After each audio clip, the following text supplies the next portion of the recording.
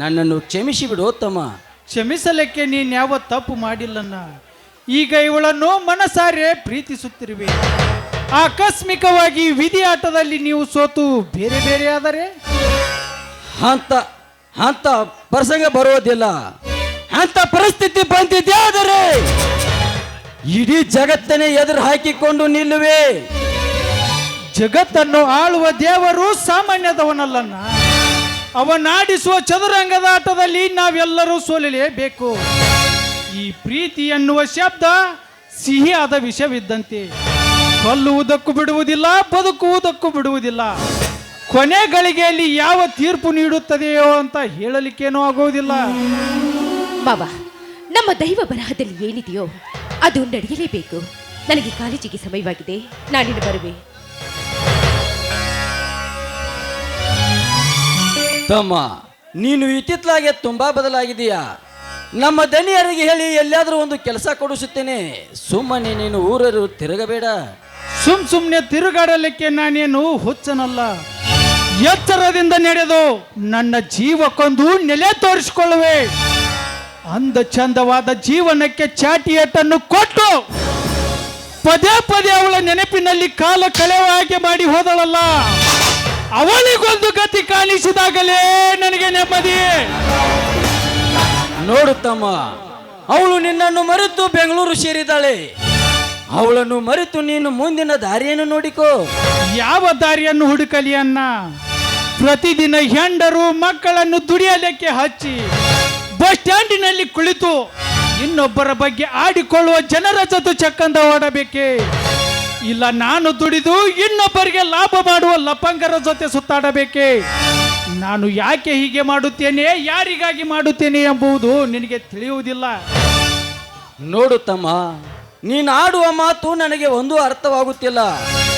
ಹಾ ಅತ್ತಿಗೆ ಇತ್ತ ಕಡೆನೆ ಬರ್ತಾ ಇದೆ, ಸ್ವಲ್ಪ ಮೆತ್ತಗೆ ಮಾತನಾಡು. ಏನ್ರಪ್ಪ ಮೈದನರ, ಯಾವ ವಿಚಾರದಲ್ಲಿ ಇರುವಿರಿ? ಏನಿಲ್ಲ ಅತ್ತಿಗೆ, ಅಣ್ಣ ನನಗೊಂದು ಕೆಲಸವನ್ನು ಹುಡುಕುತ್ತೇನೆ ಅಂತ ಹೇಳಿದ. ನಾನು ನೋಡೋಣ ಅಂತ ಹೇಳಿದೆ.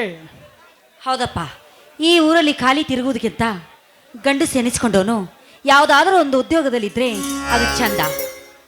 ಅತ್ತಿಗೆ, ನನ್ನ ಕೆಲಸವನ್ನು ಹುಡುಕಿಕೊಂಡು ಬಹಳ ದಿನವಾಯಿತು.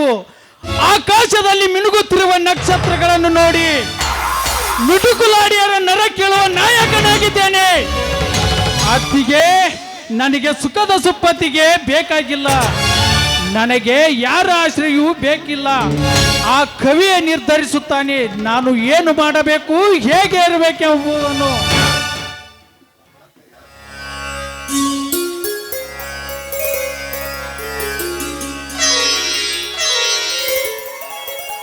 ತಮ್ಮ ಕರಿಯ, ಇದೀಗ ದನಿಗಳು ಭೇಟಿಯಾಗಿದ್ರು ನಿನ್ನನ್ನು ಬೇಗ ಬಾ ಅಂತ ಹೇಳಿದ್ದಾರಪ್ಪ.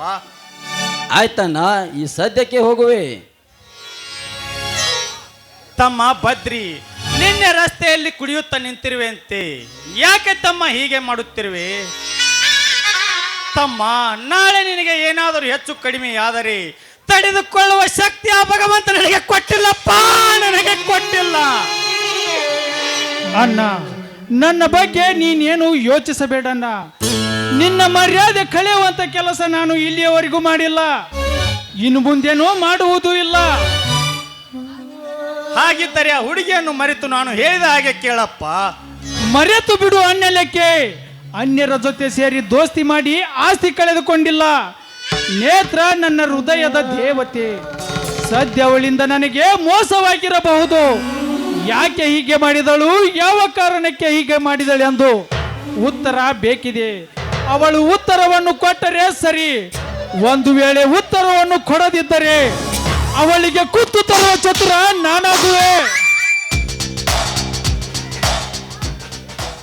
ಸುಮತಿ, ನೋಡಿದೆ ಅವನು ಆಡಿದ ಮಾತುಗಳನ್ನು. ಹೋಗ್ಲಿ ಬಿಡ್ರಿ, ಅವಳು ನೆನಪಲ್ಲಿ ಈ ರೀತಿ ಆಡ್ತಿದ್ದಾನೆ. ನಾವೇ ಅವನಿಗೆ ತಿದ್ದಿ ಬುದ್ಧಿ ಹೇಳಿದ್ರೆ ಆಯ್ತು. ಸರಿ, ತುಂಬಾ ಹೊತ್ತಾಯ್ತು, ಬನ್ನಿ ಸ್ನಾನ ಮಾಡಿ ಊಟ ಮಾಡೋರಂತೆ. ಸುಮತಿ, ಅವನ ಹಣೆ ಬರೆಯಲ್ಲಿ ಏನಿದೆ ಆಗೋದು, ನಡಿ ಒಳಗಡೆ ಹೋಗೋಣ. ಸರಿ ಬನ್ನಿ.